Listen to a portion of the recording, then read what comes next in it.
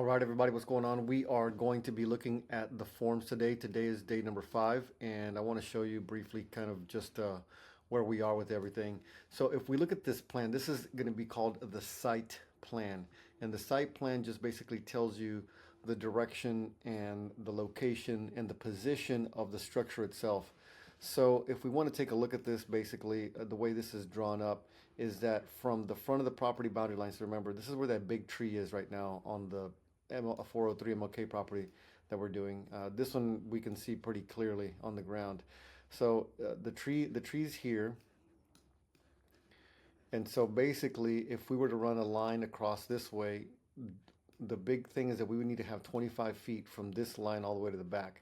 Now, again, just a quick reminder that that is not 25 feet from the actual road. That's going to be 25 feet from the property boundary line.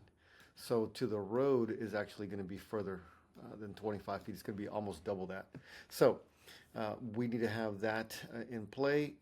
We've got another direction here that's just 28.61 to this corner of the little porch area right here, 28.58 on this side, and then from the property boundary line, remember the line, the nylon wire that we put, basically we're 7 feet, 0.31 to be exact. And so basically what we do, or at least not us, but the guys that are going to be out there doing the forms, they're going to be, doing all this stuff.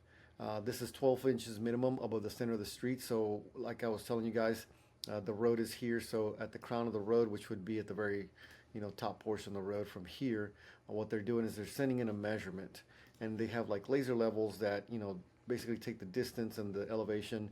And so what they're saying is that the base of the slab at this point here needs to be at a minimum 12 inches higher than the street. So the slab, once the slab is poured, that needs to be at least 12 inches higher.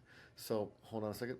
Okay, so now we are on the actual site here, and this is exactly what we're talking about. So if you can see here, these are 2x10s, but what they're saying is that the concrete's going to be, the top of the slab here is going to be a minimum of 12 inches from the crown of the road that's on this side. And then remember the chalk line I was telling you about? I don't know if you can see it here. It's very, very dim. One second. So what I did was, well, everybody does this, and it's pretty standard for the guys that are doing the slab and they're doing the measurements, is that they'll put a line, a nylon line like I've done here. And what all they're doing is going to be taking the line and measuring from the line exactly out to this point, which needed to be 7.31 feet, if you guys remember from the site plan. And then, of course, we have the corners that we were talking about as well. We have the boundary lines going back from the other direction. So if you guys remember, we were just talking about that on the actual site plan, and I'm going to try to explain that to you here very, very briefly, is that from the property boundary line, which I really can't see here because I didn't draw a line, but this needs to be 25 feet here. Okay. Now I'm going to show you a little bit more exact measurements when it comes down to the video. Hang on a second.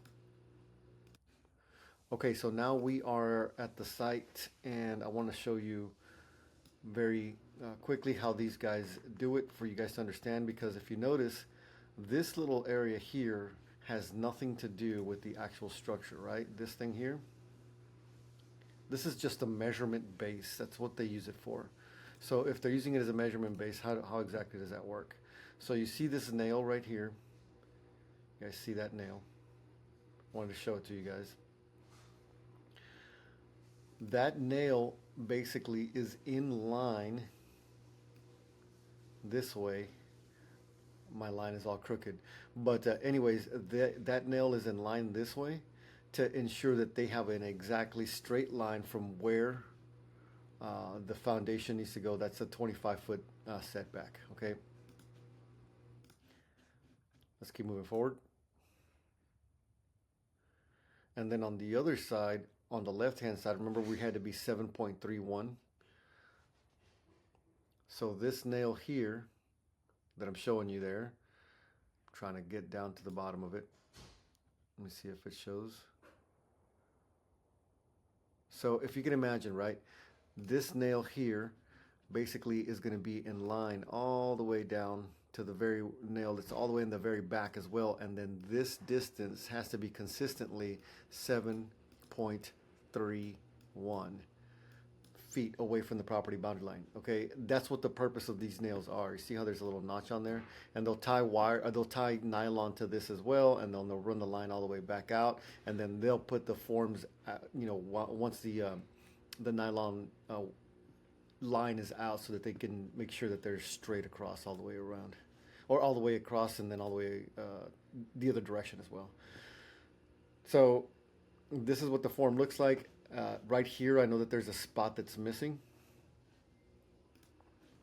Right, so if you just pour concrete into this, the concrete's just going to spill out this way, right? It's going to spill out and go that way. But the reason they leave this open here is because they're going to come in and put another piece of wood here, so that right now what they're trying to allow is for the tractor that comes in and digs up, the ditch digger that comes in and puts in the plumbing work, they have access to it. If they go ahead and close that up, then the guy's not going to be able to get in there. And if they need more dirt, whatever the case is, they want to make sure they have all that stuff. So again, we are looking approximately, and remember, if you guys remember, I had these little white stakes here that I was putting in, and these were the ones that I put in with the guy that was doing the fill dirt. The fill dirt guy's like, hey man, approximate location of where the end of the structure is going to be, okay? And so you see the nails here, this is exactly what they're using them for, is to ensure that they have more precise directions, okay? Now, this one corresponds to this one, and then this one, I'm sorry, wrong direction. This one corresponds going on the side, and then this one corresponds going this way.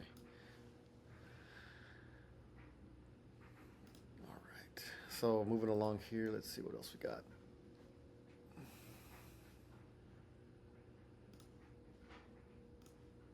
And then the very end here, just kind of just showing you guys where we're at, 403 MLK. And we are ready. So now the very next step. So as we're doing this stuff, guys, we have to ensure that we are communicating across to everybody that needs to understand what's happening, right? So right now we called the dumpster guy. That guy needs to be communicated because this dumpster is completely full. And so we have to let him know to come and switch that out. We had the wood there the day before, so we had to make sure we communicated with the guy that was going to be doing the forms. So as I'm communicating with the guy that's doing the forms, I'm also communicating with the guy that's going to be doing the plumbing, because the plumbing ground is next. So the plumbing ground guy is going to come out and basically dig all this dirt up, dig a bunch of ditches and all this other stuff, so he can put his plumbing in where it needs to go, and access for the wastewater. He's probably only going to do it to a certain degree because we don't have the permits for the wastewater or the clean water. We've been talking with the city of Willis. What's happening right now is that I think that they're going to have to come from the other side of the road, and that's what they're kind of concerned about. So you can't really see it here. Oh yeah, you can. So check this out. This is something that you have to take into consideration here. So you see that is a clean out pipe. So that's going to be the one probably for both of these structures here. And so if we go across the street, there's probably another one around here somewhere. And basically what the city is saying is that they're going to have to dig through, go underneath the road, and then provide us one somewhere over here. And because that's going to cost money, they're going to have to charge us for that as well. They do it, but it's included in the permit. And so, it's just part of the process. It's not too crazy expensive. But without that connection, the plumber is not able to do his portion of it. So, we're always wanting to stay one step ahead, right? So right now we have the plumbing ground guy coming. He's going to be putting all the 4-inch pipes, all the stuff that goes underneath. We want to make sure that gets taken care of. We have to pass an inspection for the plumber, and then we have to go ahead and call for the guys who did the forms to start digging the actual footings for the foundation itself. We have to order the cables and get that process going. It's not too complicated, but we just always have to think like, what's next? What's the next process in this development? So we want to stay ahead of it and communicate effectively to the contractor, so it's not a surprise and we're not, excuse me, sitting around waiting for them to, for us to call them, or they're not waiting around. We're not waiting for them to show up at the job site. So, all right, guys, that's all I got for you today. We'll talk to you soon.